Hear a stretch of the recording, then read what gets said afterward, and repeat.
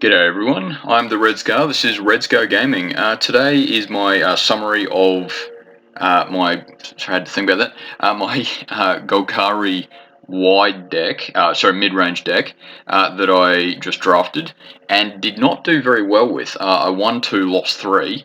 So, yeah, and there's nothing, at least initially, there was nothing jumping out at me as far as why I lost those games, but I'll probably discuss it a little bit in a bit more detail as I go, but I think it's ultimately 3 mana cost.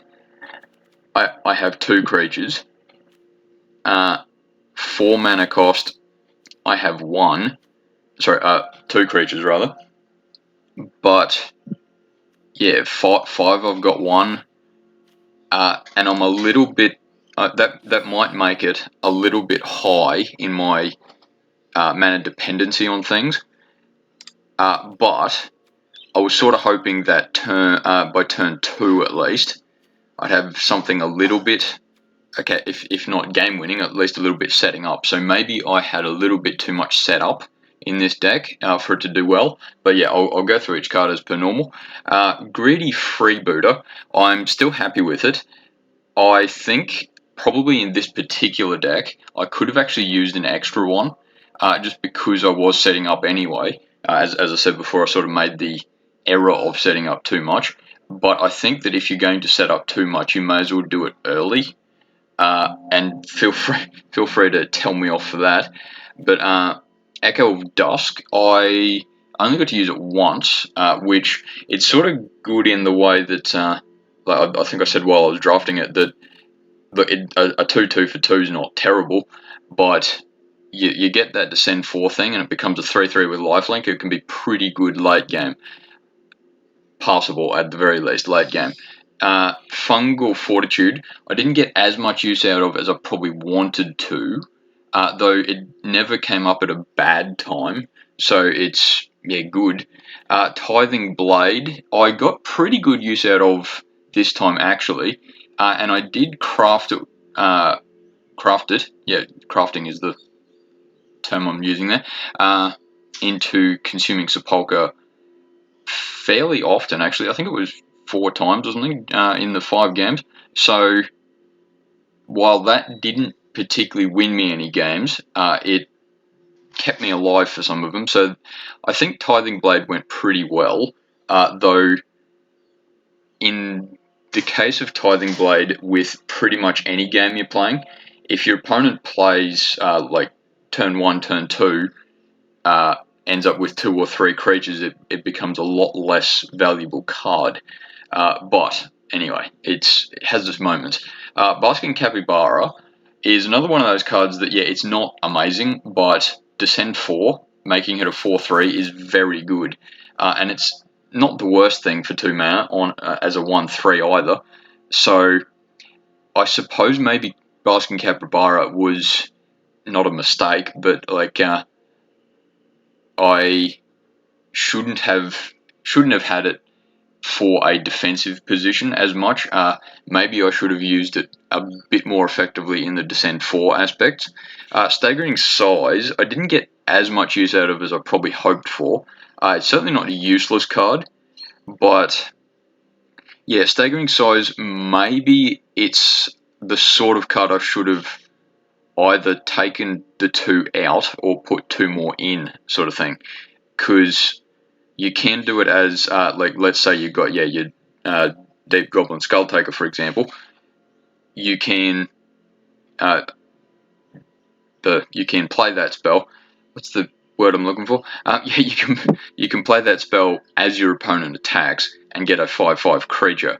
So in those aspects, it's not bad. You can play it both aggressively and defensively. Okay, granted, it's better on the offensive, but I probably could have used spells like Staggering Size a bit more effectively. Compass Gnome, I said when I was drafting it, I didn't really need him, and in fact, I'm thinking maybe I should have even taken him out because I don't need that support as consistently as I did here, because yeah, thinking a little bit about it, if there is a one win condition in this deck, it's Bloodletter of Alcatraz, uh, and like yeah, he's good, but yeah, you got to be a bit careful just relying on sort of one creature there. There's nothing else that I suppose Malamet Veteran's very good when it's very good.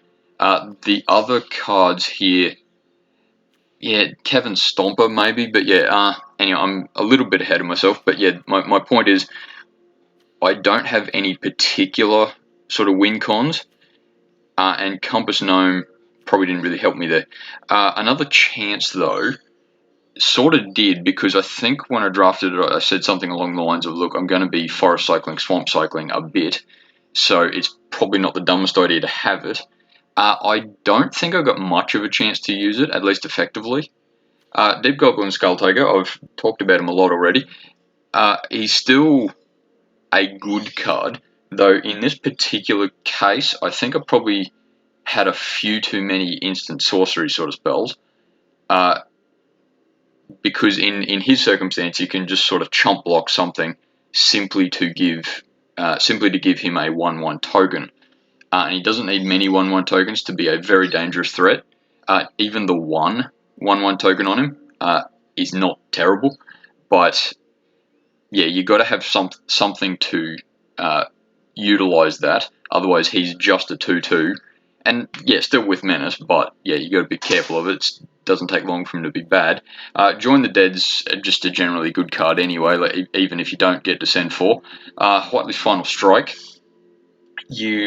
Once again, you got to be a little bit careful with that in a situation like this, because partly because if you don't have any creatures, as I'm sure plenty of you have experienced at some stage, you have a fight card like this, but no creatures to do it on. So yeah, you've got to be a little careful doing that. But in this deck, it's not until I get sort of 5 mana anyway that Whiteley's Final Strike becomes a particularly good card. Now, and I'm certainly not complaining, I've had lots of success with it before, but yeah, sort of because I had, like I said with Deep Goblin Skulltaker, because I had a few too many Descend triggers, I probably shouldn't have had as much instant sorcery sort of stuff. But yeah, once again, tell me off if you want. Squirming Emergence, I think I only played once actually. Was game 4 if I'm not mistaken. It's a good card. It's definitely a good card. Pretty much regardless of how you play it. But I just didn't get to play it at the right time. I think in that particular time that I played it. But in that case, I'd sort of just say it's bad luck and cry a little bit. But that's all right. Brood Rage Mycoid is still a good card, though. As I noted, I think last game, you got to be a little bit careful that he is only 3 toughness. So you sort of, and I'm generally speaking here, but you sort of got to rely on his aggressive abilities, and that's including the creation of a 1/1 token that can't block. So yeah, you do have to be a little bit careful with him. He's certainly not a bad card, but yeah, once again, I didn't quite get the Descend trigger as much as I probably wanted to. Bloodletter of Al, I'll try and get his name right. Aklozat. Yeah, anyway, Bloodletter of Alcatraz is still a good card, and I'm still happy I grabbed him. Though, yeah, in this case, you've got to be a little bit careful because he is only a 2/4. It was the, I think, first game actually that I played him, and I did actually win that pretty well. So it has its moments, but you got to time them right. The Fossilize, I don't think I got any uses out of actually, did I? I know it's not exactly a win condition, but it can basically activate your win con. And I suppose in the power of hindsight, 2 defossilized cards would have been even better. I know they're uncommon, so it's not dependable, but yeah, because I had the likes of Bristleback, and even if it's not a win con, a pretty good card, and especially with Defossilize, you get to explore twice. You can turn, oh geez, even even Compass Gnome, you can turn that into a 4/3, which, okay, not ideal, but it's not terrible either, so you can use it properly. I didn't get the major chance to do it. I'd somewhat complain in this draft, but that's all right. Malamet Veteran, I think in that case I just didn't get to play it. It's even at the worst of times, it's a 5/4 trample, which I think is not a terrible way to spend 5 mana. And the Descend 4 trigger certainly helps. But yeah, once again, I didn't get to descend terribly often. The Rampaging Spike Tail, I have used more effectively before, but it's definitely one of those cards that you can play it early game, you can play it late game. Either way, it's pretty darn good. Cavern Stomper, I got some use out of. In fact, did I basically win 2 games off Cavern Stomper? I'm not sure. Anyway, I can't really think of it. But yeah, 6 mana. As I was sort of saying before, I might have been a little too heavy on the high mana curve, but I think, at least to a degree, you can get away with it with the likes of Rampaging Spiketail and Nurturing Bristleback, says the guy who lost 3 games. But anyway, yeah, you have your opinion on that. Nurturing Bristleback is sort of one of those cards that, yeah, once again, Forest Cycling is useful. It's good in the right circumstance because you can go pretty wide, and if your opponent, even if your opponent is attacking with some pretty big creatures, it can still be a very effective blocker because it might like stop one of your opponent's other creatures from attacking, so it only gets that one big creature in rather than the 2 little ones as well. But the dinosaur token that it makes as well is good. Nurturing Bristleback, I think, is sort of your generalist card. And did I play it this draft? I think it was first game actually. Yeah, I did pretty well on the first game, but I'll definitely go with it again. But yeah, maybe it just didn't work well in this circumstance. Hidden Necropolis, in this particular case, I didn't get to use very effectively. I in hindsight, would have been better with a swamp, but of course I didn't know that going in, so I'm not going to complain about that. And Promising Vein, I am pretty happy with it most of the time. And I know a lot of people disagree with me, but at least you can sort of get the lands you need pretty quickly. I'm wondering, should I have even dropped a land to get something else? Yeah, we'll talk about that as we go. Acrobatic Leap, yeah, I definitely shouldn't have gone white for this. As far as black, yeah, I'm pretty happy with what I left in, took out. As I said with Mephitic Draft when I did the draft, it's not bad for 2 mana even if you never sack it, but it is a lot better when you can sack it. The Snail would have been just a chump blocker. Screaming Phantom is maybe the one thing that I should have perhaps put in, maybe instead of, say, another Chance.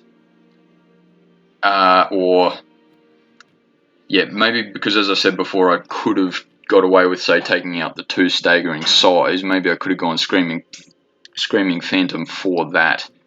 And it might have got me that Descend trigger a few times. So, and I'm still happy I didn't put in Primordial Nora because it's basically a sack outlet. It's good when it's good, but yeah, you don't need it most of the time.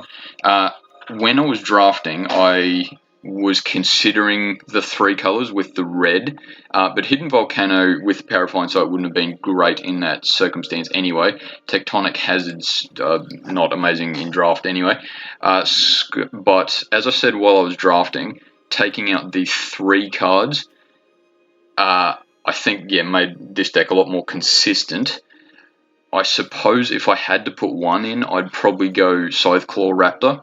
But of course, 1 red card in an otherwise non-red deck is not great. Seeker of Sunlight, maybe that's a card that I should have put in. Partly, as I was saying before, that I didn't really have any particularly powerful creatures in there. And I know Seeker of Sunlight isn't particularly powerful, but you can at least spend that extra mana if you need to. And especially with a deck that has probably more support cards than it needs, exploring can be very useful. So maybe I should put that in instead of probably Basking Capybara, actually. as much as I like that card, but or maybe even Whiteley's Final Strike. Yeah, I don't want to say that too loudly, but yeah, Malamet Brawler. Look, it's good in the right circumstance, but yeah, I'm glad I didn't put that in. And Malamet Scythe is not amazing anyway. As I said while I drafted Scampering Surveyor, it is certainly not a bad card, but for 4 mana, you sort of want something a little bit more effective. And I personally would play it in either control or a deck that you can just ramp the hell out of and play Nurturing Bristleback or whatever pretty reliably. So yeah, I'm happy I got rid of it. I suppose in the power of hindsight, all told, I maybe could have gone take out the 2 staggering size for Seeker of Sunlight and Screaming Phantom. Though, yeah, frankly, I'm not expecting any particular like major improvement there. So I suppose I should have improved a little bit more on having just a bit more reliance on sort of big dumb creature. Even at sort of like Echo of Dusk probably would have been even a bit better in that circumstance, because at 2 mana cost it's pretty damn good. So maybe I should have relied a bit more on that. But yeah, look, you feel free to disagree with me. Thanks for watching. See you next time.